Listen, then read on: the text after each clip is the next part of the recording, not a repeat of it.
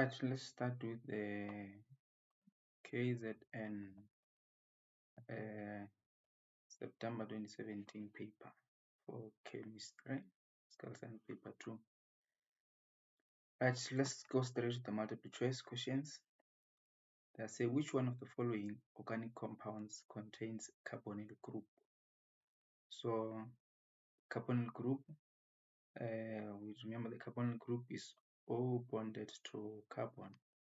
Now that shows a carbonyl. So haloalkanes, no, there is no. So these ones are no. So the correct answer is aldehydes, because aldehydes we have this at the end. So the correct letter there is D. Let's move to number 2. Which one of the following reaction types represent the conversion of ethene to chloroethene? So it's a reaction converting ethene. Ethene is a double bond. There will be a double bond, and then chloroethane. Now this ethane, then there will be a single bond between carbon atoms. Here there is double bond between carbon atoms. Now to break the double bond, we're going to go for that is an addition reaction. But look at what is happening. We'll be having the same chloroethene here. So if it's chloroethene, we'll be having hydrogen, hydrogen, hydrogen, and hydrogen.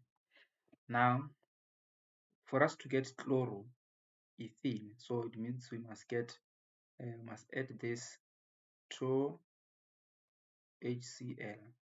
So it means when it is hydrogen and this Cl is from halogens.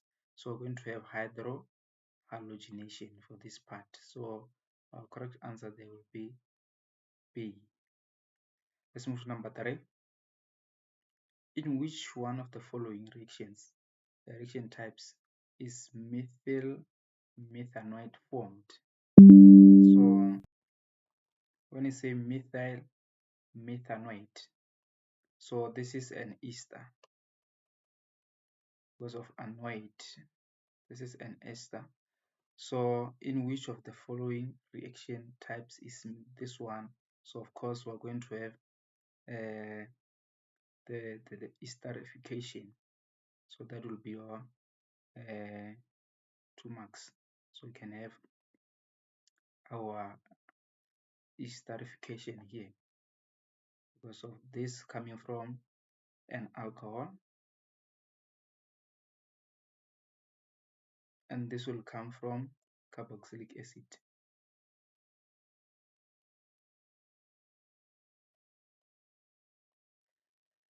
Right, let's move on to number 4. Right, they're saying 50 centimeter cube of 1 mole per decimeter cube solution of hydrochloric acid is poured into a 5 gram of magnesium powder inside a small test tube at the room temperature. Which one of the following factors will increase the rate of this reaction? Okay, take note, because when we say we increase the rate of reaction, we must know the factors and which factor will be increasing. Now we have a 5 gram of magnesium powder, so that is will give us for the surface area is powder. Then what we have here, the volume will not change, but let's take care of this. What we have here, it might have the concentration.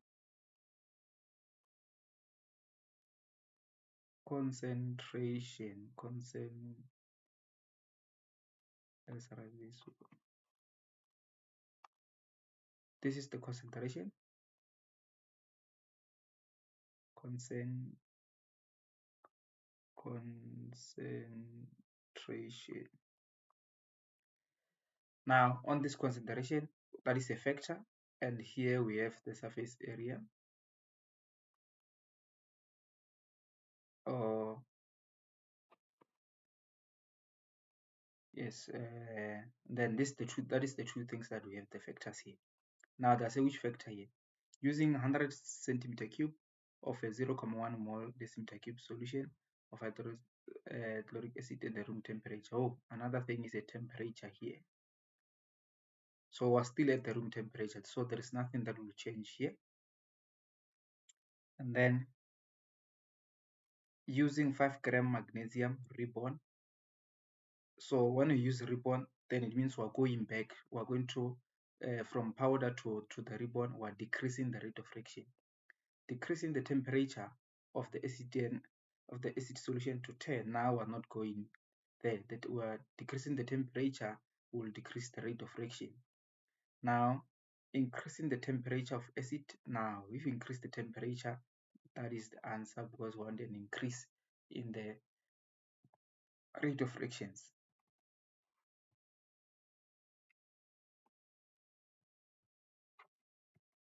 Right, let's move back. So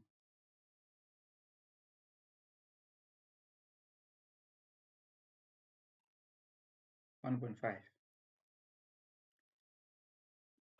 Now looking at 1.5 here. Right, they're saying graph B. Yes, graph B below represents the Maxwell-Boltzmann energy distribution curve for a reaction mixture at the temperature of 300 degrees Celsius, and then the area under the area X represent the number of molecules in the mixture that have enough kinetic energy. So I think the X is here because the Y is here. So in the X will be represent the number with high kinetic energy. So this is not clear here, but we need to have that as the particles or the molecules with enough energy appear in this side. The particles that will not have enough energy, they are appearing on this side. So meaning this side they have enough kinetic energy, this side they don't have not enough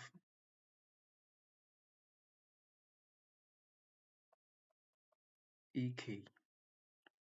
So here is our activation energy here, EA activation energy. Right, let's go back to the question. Now they're saying the temperature of the mixture is now increased to 500. Now the factor is the temperature increased to 500. Now when you increase temperature to 500, now we're going to have more particles or more molecules with enough kinetic energy. So it means we must have enough particles here, or enough molecules that have kinetic energy. Now it means some of the particles that were here will move to that side where they have enough kinetic energy. Which one of the graph A to D represent the distribution curve mixture at higher temperature? At higher temperature, of course, they're saying graph B. From graph B here, it means you have more. We need to have more and more and more particles that you have. Now let's look at this one. Let's start A is here. It means there are more particles in here, so it cannot be the one. Let's check D, or let's check C. C is here. Now is the one with the maximum that is shown here. Maximum, this is our C. It's having lots of molecules here. Let's look at D. D is somewhere there. So D is having less particles, less. So it means from B, B is here. So if B is here, then now it means the greater one is C. So the correct answer here should be C. You must have more particles or more molecules with enough kinetic energy. Right, let's move down to 1.6. A mixture of sulfur dioxide gas and oxygen gas was placed in a closed container at 300 degrees Celsius with a small amount of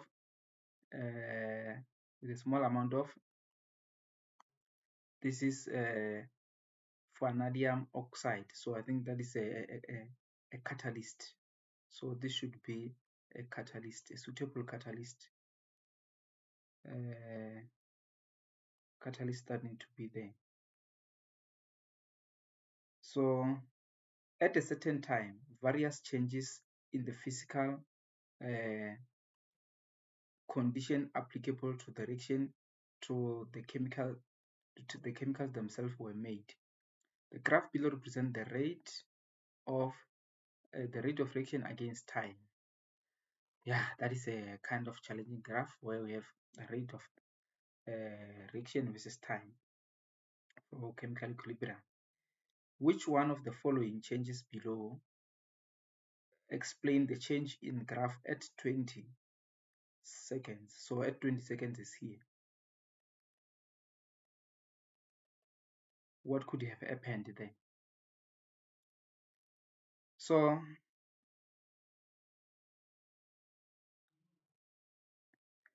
let's check what's happening here. If you look at the two graphs here, there is a spike here.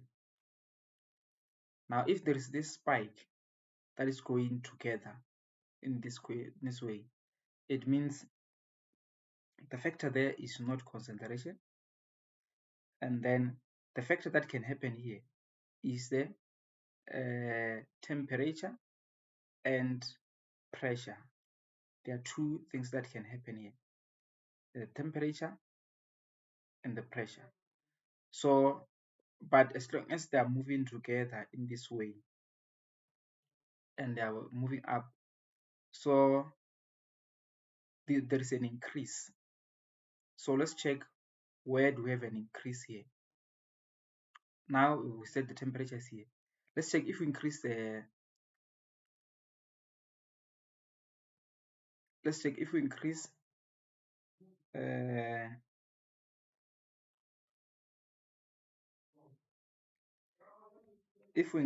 the pressure in here.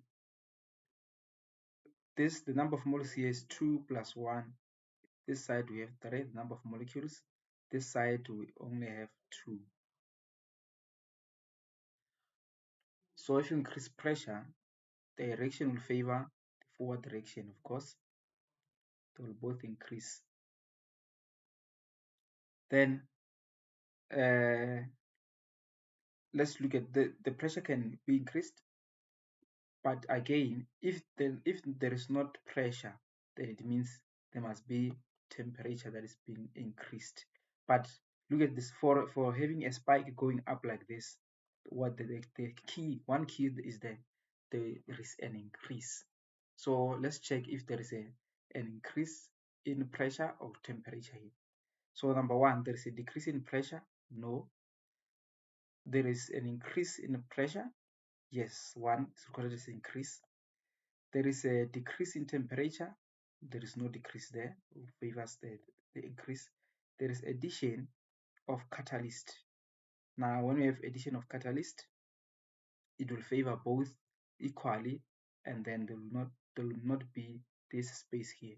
So what is the remaining? There is an increase in number B. There is an increase in pressure. So that will be our answer there.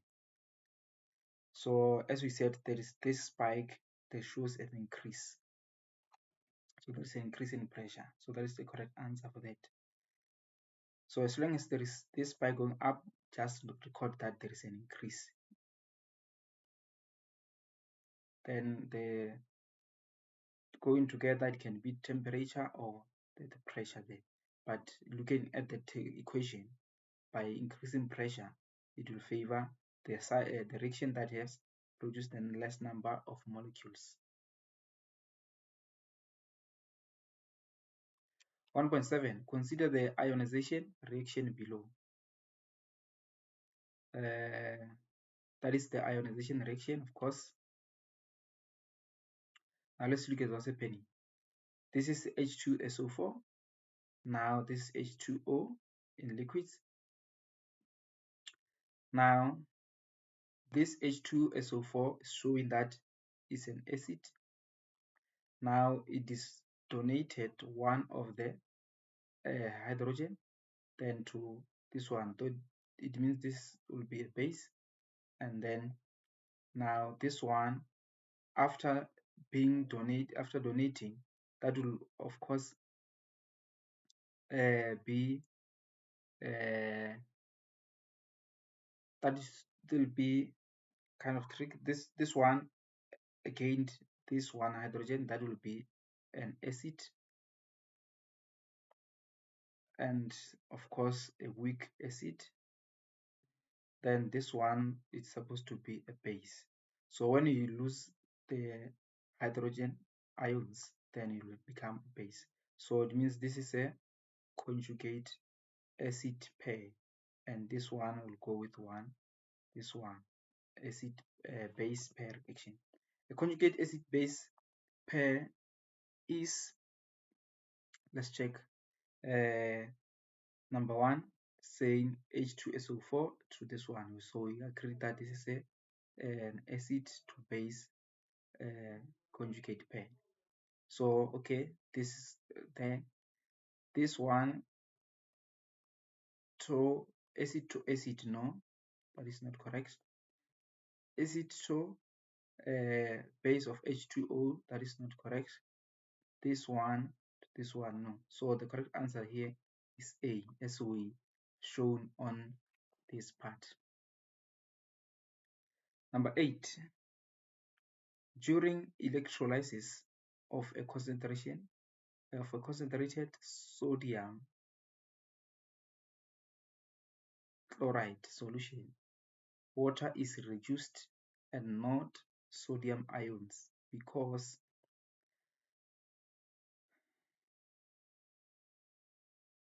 let's read again. During the electrolysis, what is electrolysis? A reaction of acid and or a reaction of salt and no, that one is hydrolysis. This one is electrolysis. So we put them in an electrolytes. Okay, a concentration of sodium chloride, NaOH. That is a concentrated sodium chloride solution. Water is reduced and not sodium ions. So now, what will be the factor here? We have the sodium and then we have the OH. So they're saying the water is not reduced and not sodium ions. So we will be having Na plus then OH minus. So then during the hydrolysis, they are saying why is it this Na are not reduced, and then but water is reduced. When you're saying water is reduced, H2O, the water is reduced, it means K is the one that is going to gain the electrons. So we can check our table of the standard potential table. So when we look at our table, we will see that the H2O, for it to be reduced, is a stronger oxidizing agent than Na.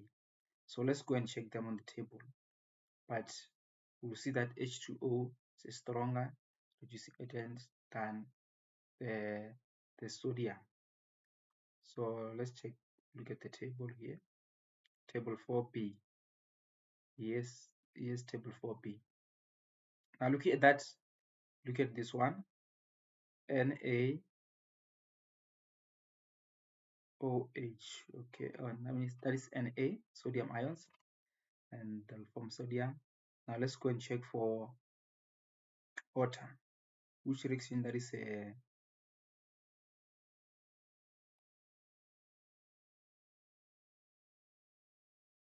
saving water. So which one should we use here? Let's check the other one. From that one,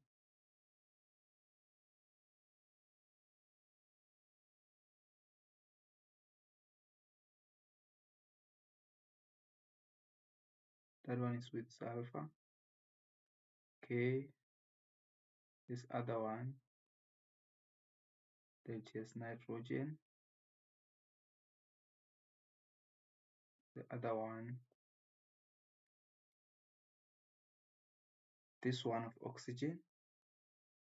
But if you look at the whole of these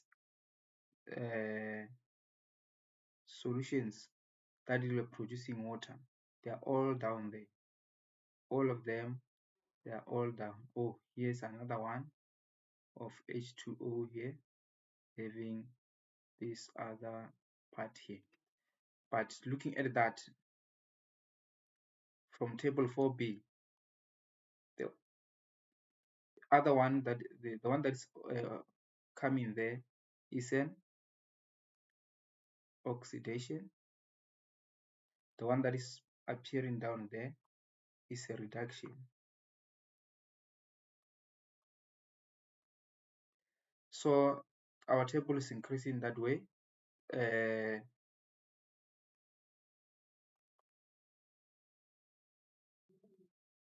So these are going through, and the other ways moving this side. So your table should be written in terms of these numbers here. So look at this one.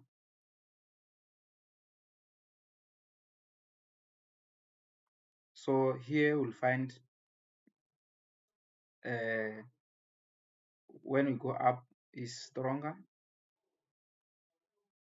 reducing agent.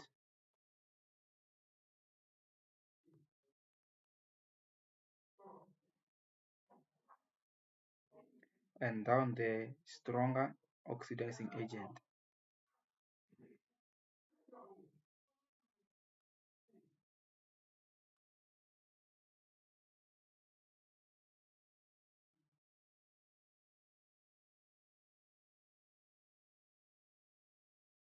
So looking at that, so the water down there is a stronger oxidizing agent. So it will be the one that will need to be reduced, stronger than the Na there. Looking at the table from the oxidation reduction. So this one will be a stronger oxidizing agent compared to this stronger reducing agent there. So that's why we have our answer there,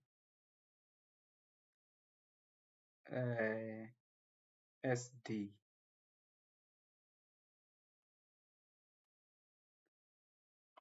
Because this one is a stronger oxidizing agent compared to this one. So this will need to be more reduced.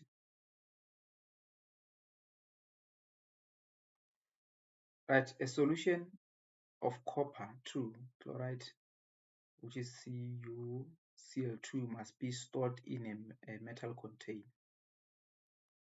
Which one of the following metals should be used? Right, we're taking a copper and then we must store it into a container.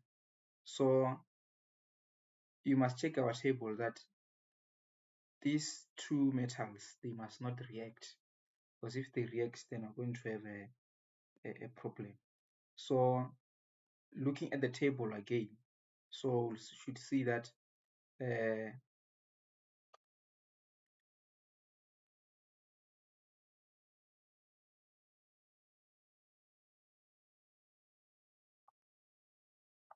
so looking at the table, we should see that we need the one that will need to be that will refuse to be reacting with the Cl. But if you check the table there, we have our A as the silver. So let's go and check the copper and the silver. So it means this silver, let's go and check the table. Copper 2 and the silver. Looking at that, copper 2, well, let's check the silver.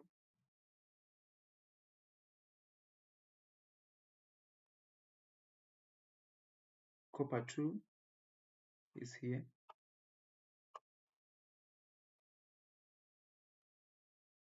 And the silver is here.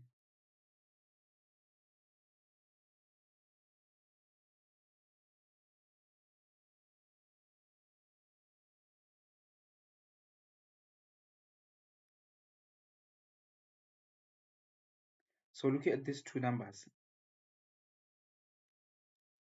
it means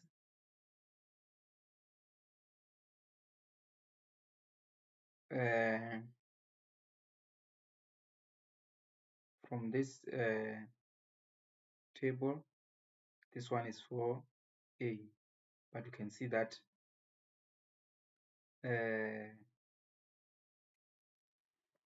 when we move there down there, we're going to stronger oxidizing agent, and then it means from stronger oxidizing agent, this will undergo a reduction. This will undergo oxidation. This one here.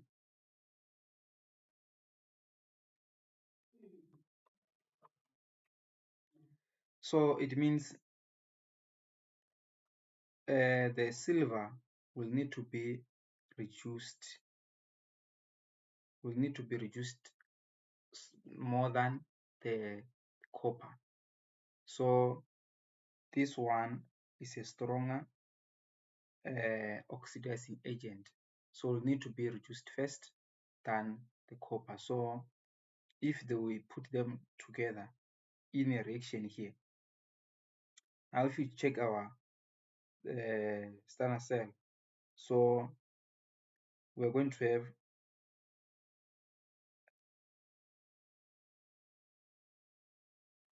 our answer. We know that it's a reduction minus the oxidation. So looking at that, so will be positive that as long as this will need to go under reduction first, so this one will be able to be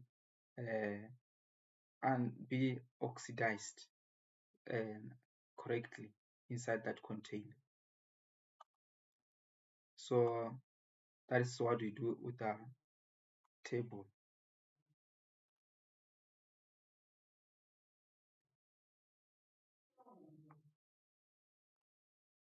But that's why we need to use a container of